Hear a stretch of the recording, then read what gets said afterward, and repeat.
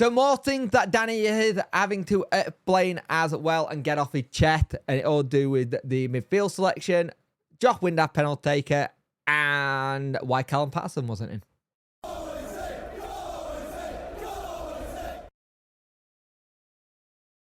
Hello and welcome to this video. You could like, share and subscribe to the channel. Much appreciate it. Liking helps the algorithm, sharing gets in front of people's faces, and subscribing lets me know you like the channel. We are on 4,255. We'd like to get to 4,300 by the end of the year. Hopefully we can do that, but we will see. If you hit that notification bell, it'll let you know when videos go live and live streams happen, which there'll be one tomorrow for the debrief, and I can see that being quite painful to cover because yesterday's game was very painful to cover in itself. So let's start with Josh Windass. Josh Windass yesterday stepped up to take the penalty, and it was eventually saved. Now here's the thing. You look at that penalty. Was it a good penalty? No. Was Josh Windass' reaction to get to the penalty afterwards good? No. But you can understand why he would have stepped up to take it after the whole game. He took that one and scored it. Now, for me, when Michael Smith is on the pitch, for me, he takes them. He got 100% spot record, but so has Windass. Windass had a 100% record as well. Now, it's one of those things where you're looking at it going, what happens? And he goes on to say, Danny here, the last one, Josh scored at Hull, and that was the reason why. This is a small story in the game, but a part of the story. It happens in football many times, and it's more about what happened before and after as a team. The performance wasn't good enough. It makes no sense to talk about the topic. We'll take this game, and I may be a little bit more critical than a lot of people who are saying it's a fight-back game and another point. For me, ambition today was not right. And I like that. I like that with Danny. Even though it was a point gained, it was 2 point gained lost in his eyes. And that's one of those things you look at, and this shows you the difference between his mentality and everyone else's. We may say it as a point game, but a fan, he's seen it as 2 drops, and I think that's right to do so. We were second best all game. And what he said about the penalty, right, he took the last one and scored. So what's the reason why he wouldn't step up for the next one? And Josh won't take any of the criticism online. He'll laugh at it. He'll just talk about it and go, yeah, it is what it is. He's had a lot of criticism from fans in the past, and he just let it roll off his back. He's not one to bite anymore. I think he's matured a little bit with that. Why he's not on social media anymore. He has his say, you know, what's important to him, his family, his little one. And just remember, as also, when you're talking about the penalty situation and stuff, the humans have feelings too. He will not feel it as much because he just laughs it off, but other people in the family might. So just remember what you're saying with it. So one of the things we had in this game is people asking why wasn't Callum Patterson playing, and after how he did versus Hull and Derby, and people thinking why is he not playing and what's going on there. Danny went on today. Pato had an injury, a knee injury in training. Let's see, at first it looks not so good, but also not bad. He needs a bit of recovery time. We will see when he's back. We know this is with the schedule in 1 week. Even a small injured player can miss 3 games. All the other guys are fine, are okay, sorry. Now here's the thing. If Patterson is injured, like he said, and it's a knee injury, and I think he had a knee injury last season around this time, little niggles and stuff, that makes you go, hey, does this give someone like a McNeil a chance to step up and get in? And it's one of the things, he's an impact player.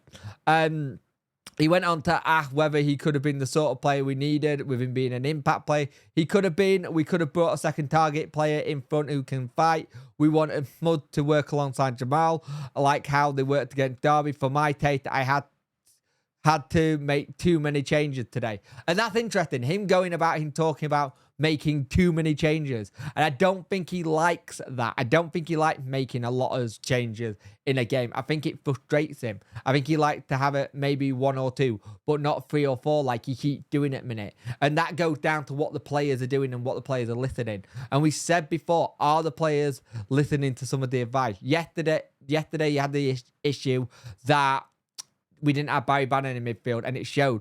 But we have to learn how to play without Barry Bannon. It's as simple as that. He's not going to be here forever. I thought when Svante Ingolson came on, he was good. I thought Chalobah looked good. And this goes on to why Palmer came on originally and then went off. And this is what Danny had to say with that. It was a close call for me with Nave. He's not 100% ready to start him in a game. He'd been been a long time injured.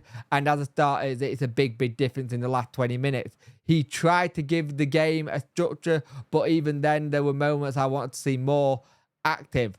And that's the thing, you see it. You can see what he's trying to do, trying to put the ball forward, trying to get everything going. Now, here's the thing. We saw in preseason he can do that role really, really well. But everyone's still not on his wavelength yet. And he goes on to say, our rest of the defense was not good. Sometimes we played all in. When at left fullback goes, we cannot go with the right fullback as well. We have to cover. And the number 6 is important in front. It starts with coaching behind. We could use our speed more. We overplayed our pressing lines and slowed down and closed their net. You cannot create chances like this, and that's what we have to improve on.